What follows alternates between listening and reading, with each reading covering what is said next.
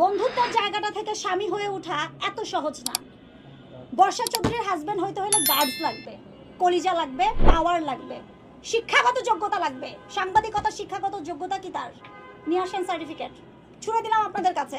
সেটা হচ্ছে স্বামী স্ত্রীর মধ্যে লাইট লাগে না, বুঝছেন? যখন হচ্ছে আমাদের মধ্যে মধুর সম্পর্ক, যেটা আপনি বলছেন, যেহেতু জানতে চাচ্ছেন আমার বন্ধু মেহেদি, আমি শুধু একটা কথাই বলবো, শোনেন, ওই স্বামী স্ত্রীর সম্পর্কে কখনো লাইট লাগে না। শুধু আপনাকে একটা কিউ দেই, আমি লাস্ট সময় তাকে উপরে তুলে দিতাম যে ঘোড়া চালা।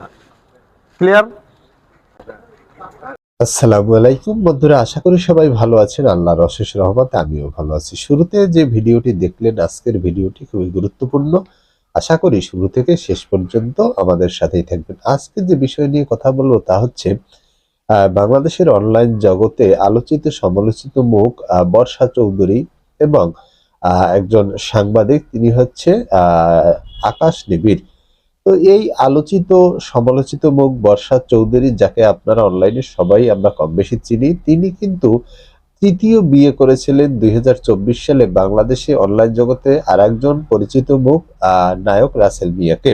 যদিও তারা পরবর্তীতে বিয়েটি জমকালোভাবে করেন এবং সেটা প্রচারও করেন, যে কারণে বিষয়টি সব মিডিয়ায় জানাজানি হয়। পরবর্তীতে তারা কিন্তু 4 মাস সংসার করার মাথায় এই রাসেল মিয়াকে শেষ পর্যন্ত রাসেল মিয়া নামে মামলা করেন বিভিন্ন অভিযোগ তুলে বর্ষা চৌধুরী, এবং সেই মামলায় জেল খেটে রাসেল মিয়া কিন্তু জামিনে ছিলেন এতদিন, বা জামিনে আছেন।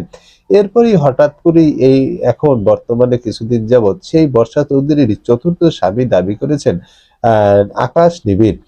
আকাশ নিবিড় দাবি করেছেন যে তিনি আসলে বর্ষা চৌধুরীকে ভালোবেসে রাসেল মিয়ার পরবর্তীতে বিয়ে করেছেন। এদিকে বর্ষা চৌধুরী কিন্তু এখন পর্যন্ত রাসেল মিয়াকে আইনিভাবে ডিভোর্স দেয়নি। তো সেক্ষেত্রে একজনকে ডিভোর্স না দিয়ে কিভাবে বর্ষা চৌধুরী আকাশ নিবিড়কে বিয়ে করেছেন? তো আকাশ নিবিড় যদিও বলছে যে তিনি এই যে বর্ষা চৌধুরীকে বিয়ে করেছেন ভালোবেসে এবং সংসার করেছেন, কিন্তু বর্ষা চৌধুরী কিন্তু টোটাল বিষয়টি অস্বীকার করেছেন। তিনি জানিয়েছেন তিনি কখনোই আকাশ নিবিড়কে বিয়ে করেনি। তো এ নিয়ে কিন্তু অনলাইনে আলোচনা সমালোচনার ঝড় বয়ে যাচ্ছে। তো আমরা উভয় পক্ষেরই কথা শুনবো। শুরুতেই আমরা কথা শুনবো বর্ষা চৌধুরীর, তিনি আকাশ নিবিড় সম্বন্ধে এবং এই বিয়ে সম্বন্ধে কি বললেন, চলুন আমরা তার মুখ থেকেই শুনে আসি। ও আমার বাসায় কিভাবে গেল আপনারা দেখেছেন? 3 বেলা মাছ দিয়ে ভাত খাবে, ওর জন্য আমার হেল্পিং হ্যান্ড, আমার যে রান্নার মেয়েটা, ওর জন্য 3 বেলা মাছ রান্না করছে। ওই কি বলে আপনার মালিবাগ রেলগেট থেকে বড় বড় মাছ কিনে কিনে ওর বাসায় পাঠানো হয়েছে। সেই একই কথা আকাশ নিবিড়ও বলছে যে আপনার জন্য সে বড় বড় মাছ কিনেছে। এবং আচ্ছা ভাই আচ্ছা, আকাশ নিবিড়ের উপার্জনের উৎস বলেন, আপনারা বলেন আপনাদের উপার্জনের উৎস কি? এটা তো আমাদের কত টাকা উপার্জন করেন? আপনি ভালো জানেন, যেহেতু আপনি তাকে নিয়েছেন, একজনকে সাহায্য করতে আরেকজনকে নিয়েছেন। আকাশ নিবিড় কেমন মানুষ সেটা আপনি ভালো জানেন। একজনকে সাহায্য করতে আরেকজনকে আমি নিয়ে নাই, সে নিজে আমার লাইভ দেখে এসেছে আমাকে সহযোগিতা করতে অ্যাজ এ ফ্রেন্ড। বন্ধুত্বের জায়গাটা থেকে স্বামী হয়ে ওঠা এত সহজ না। বর্ষা চৌধুরীর হাজবেন্ড হইতে হলে গার্ডস লাগবে, কলিজা লাগবে, পাওয়ার লাগবে, শিক্ষাগত যোগ্যতা লাগবে। সাংবাদিকতা শিক্ষাগত যোগ্যতা কি তার?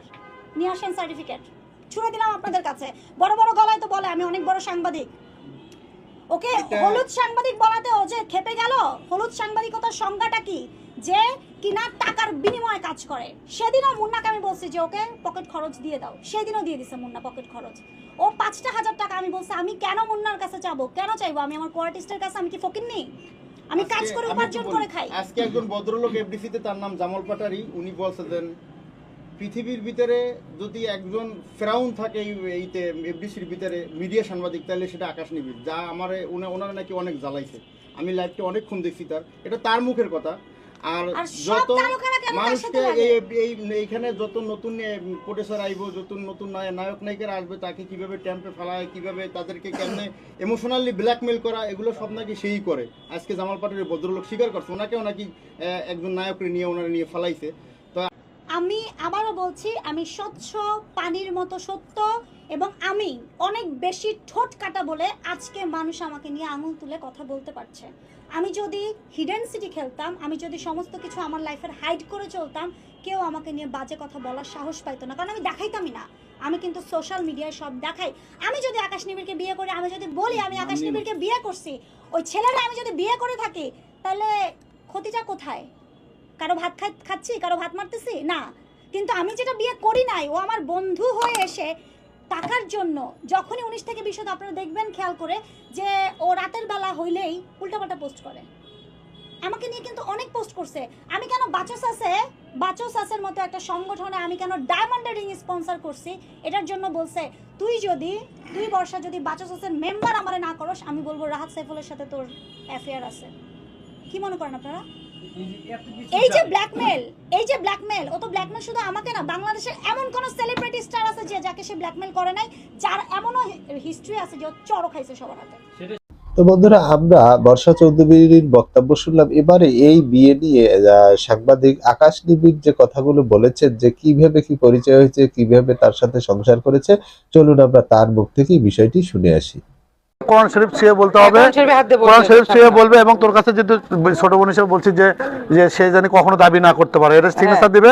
আর আমার সাথে সে আমি একটু যদি ইয়ে হয়, সেটা হচ্ছে আমার সাথে সে শারীরিক সম্পর্কে লিপ্ত হয়েছে কিনা, ঠিক আছে, স্বামী স্ত্রী যেটা বিয়ের পরে একটা বন্ধন থাকে, সেটা সে বলবে আমার সাথে তার ছিল কিনা। আমি এই জন্য তাকে আমি দাবি করছি সারা বাংলাদেশের মানুষের কাছে, তাকে অবশ্যই ডিএনএ টেস্ট করতে হবে। সে যদি না করে, আমি সেক্ষেত্রে মামলা করব। মামলা করে আমি আইনের মাধ্যমে গেলে তো দেখবেন যে হ্যাপির কিন্তু ডিএনএ টেস্ট হয়েছিল, নাসিরের হ্যাপি, সত্য কিনা। সেক্ষেত্রে আমি আমার জীবন যতক্ষণ আমার মানে শক্তি মেধা আছে, আমি এটা প্রমাণ করব সে আমার বউ ছিল, সে আমার সাথে এটা প্রতারণা করছে। এবং আপনি একটা জিনিস বলবো, বিয়ে হয় হচ্ছে কাবিন, একটা কাগজ থাকে কাবিনের, ওটা কিন্তু তারা স্ট্যাম্পে আমার থেকে সিগনেচার নিছে, কাজী নিয়ে এসে বিয়ে করছে। আমি কিন্তু সেখানে কিন্তু আমি স্যাটিসফাই যে না, বিয়ে হয়েছে। ওই যে আমাকে যদি 3 কোটি টাকা লেগে তো তা আমার যায় আসে না। আমি একজন সাংবাদিক, আমার থেকে 3 কোটি টাকা নিতে হলে তাকে হচ্ছে 1600 বছর হচ্ছে কাঠ কিন্তু পড়াতে হবে। আমি সহজ বিশ্বাসে সে বেঁচে থাকুক, এটা না চাইছি, কিন্তু সে আমার সাথে প্রতারণা করলো, তাই না? আমি কি আর কে সে কিন্তু জানে, তার A to Z আমি সবকিছু জানি। আমি একটা করে বের করব। সে আমার হোয়াটসঅ্যাপে যত ভয়েস SMS পাঠিয়েছে, যত SMS পাঠিয়েছে, ও কি বুঝতো যেগুলো ডিলিট করা উচিত ছিল? আমি যখন সাংবাদিক হয়ে রূপ ধারণ করছি, আপনি কিন্তু দেখেন কালকে এসে উল্টোপাল্টা বলতেছেন AI ভয়েস। কাবিনী তো হয়নি, জাল করছে। আমি বলি এই অ্যাডভোকেটটা হচ্ছে কি, যখন রুমিনা বলি শোনেন, এই অ্যাডভোকেটটা হচ্ছে তার হচ্ছে পার্সোনাল। রুমি রহমান যখন মারা যায়, রুমি রহমান মারা যাওয়ার সময়, আপু একটু বলবো শোনেন, আপু একটা বলবো, সেটা হচ্ছে আপনার স্বামী যদি মারা যাওয়ার আগ মুহূর্তে আপনি হাসপাতালে দৌড়াবেন না? সে কিন্তু অ্যাডভোকেট নিয়ে সিগনেচার করে নিয়েছে তার ওই ফ্ল্যাটের। আমি কিন্তু সেটাও বের করবো, কারণ আমি জাহানের ফুপুকে চিনি। জাহানের ফুপুকে কিন্তু আমার ওই যে ফ্ল্যাটে থাকে সেটা আমি জানি। জাহানের প্রথম বাবাকে ওটা আমি জানি। তারপর হচ্ছে যে ওর বিভিন্ন কুকর্ম, কার সাথে রিলেশনশিপ ছিল, কোথায় বসে প্রেম করতো, কোন সাংবাদিকের সাথে কি করতো, আমাকে কিন্তু বলেছে। তখন আমাদের মধ্যে প্রেম ছিল, আমি কিন্তু বের করতে পারি সেই সম্পূর্ণ কথা। আমি কিন্তু একটার পরে একটা, আমি কিন্তু লিখতে জানি। আজকে দেখতেছেন যে আমিও কিন্তু মাল্টিমিডিয়া, আমি একটা জায়গায় কিন্তু হচ্ছে জব করি, কিন্তু তারপরে কিন্তু আমি একজন রিপোর্টার। আমার লেখার যে কি ধার, সেটা কিন্তু দেশ নেত্রী যে কি বলে, দেশের যে ফেসিস্ট সরকার শেখ হাসিনা জানে। আমি তাকে নিয়ে একটা নিউজ করেছিলাম, আমাকে কিন্তু ক্রস ফায়ার দিয়েছিল। আমি ওসব ভয় পাই না, ঠিক আছে? আমি কিন্তু দেখবেন আমার দুলাভাই আছে, জাতীয় দুলাভাই সাকিব খান, আমি এক বিন্দু ছাড় দেই না। সহজ প্রশ্ন, আমি আপনাকে একটা কথা বলি শোনেন, সেটা হচ্ছে স্বামী স্ত্রীর মধ্যে লাইট লাগে না, বুঝছেন? যখন হচ্ছে আমাদের মধ্যে মধুর সম্পর্ক, যেটা আপনি বলছেন, যেহেতু জানতে চাচ্ছেন আমার বন্ধু মেহেদি, আমি শুধু একটা কথাই বলবো শোনেন, ওই স্বামী স্ত্রীর সম্পর্কে কখনো লাইট লাগে না। শুধু আপনাকে একটা কিউ দেই, আমি লাস্ট সময় তাকে উপরে তুলে দিতাম যে ঘোড়া চালা। ক্লিয়ার? তো বন্ধুরা, আমরা আকাশ নিবিড় এবং বর্ষা চৌধুরীর বক্তব্য শুনলাম। এই বিষয়টি ভাইরাল হওয়ার পর ইতিমধ্যেই কিন্তু এই বিষয় নিয়ে মুখ খুলেছেন নায়ক রাসেল মিয়া। তিনি দাবি করেছেন যে আইনিভাবে রাসেল মিয়াকে ডিভোর্স না দিয়ে কি করে বর্ষা চৌধুরী আকাশ নিবিড়কে বিয়ে করেন। যদিও বর্ষা চৌধুরী এখন পর্যন্ত স্বীকার করেননি যে তিনি আকাশ নিবিড়কে বিয়ে করেছেন। যাই হোক, আপনারা কি মনে করেন এই বর্ষা চৌধুরী অথবা আকাশ নিবিড় সম্বন্ধে, বা এই ভিডিও সম্বন্ধে আপনাদের কোনো মতামত থাকলে অবশ্যই আপনি আপনার মূল্যবান মতামত কমেন্ট বক্সে কমেন্ট করে জানাবেন। দেখা হবে আগামী ভিডিওতে, সে পর্যন্ত ভালো থাকবেন। আল্লাহ হাফেজ।